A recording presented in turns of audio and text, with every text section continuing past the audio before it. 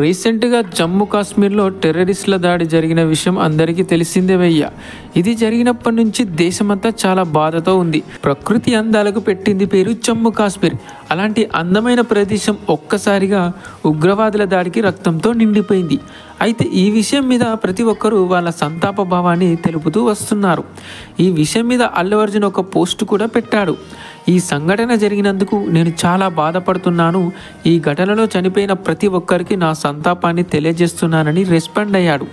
And Tollywood stars అందరూ ఈ ఘటన మీద రెస్పాండ్ అయ్యి పోస్టులు పెట్టారు. కానీ పాన్ ఇండియా స్టార్ అయిన ప్రభాస్ మాత్రం ఎలాంటి పోస్టు పెట్టలేదు.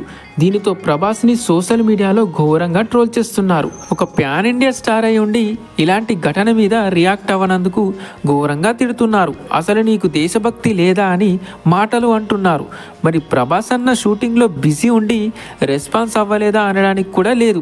ఎందుకంటే రీసెంట్గా నాగ్ అశ్విన్ బర్త్డేకి విషెస్ చెప్తూ పోస్ట్ పెట్టాడు. నీకు బర్త్డే విషెస్ చెప్పడానికి టైం ఉంటుంది, కానీ ఇలాంటి దేశానికి సంబంధించిన వాటి మీద ఇంట్రెస్ట్ ఉండదా అని ప్రభాస్ని సోషల్ మీడియాలో ఏకిపారేస్తున్నారు.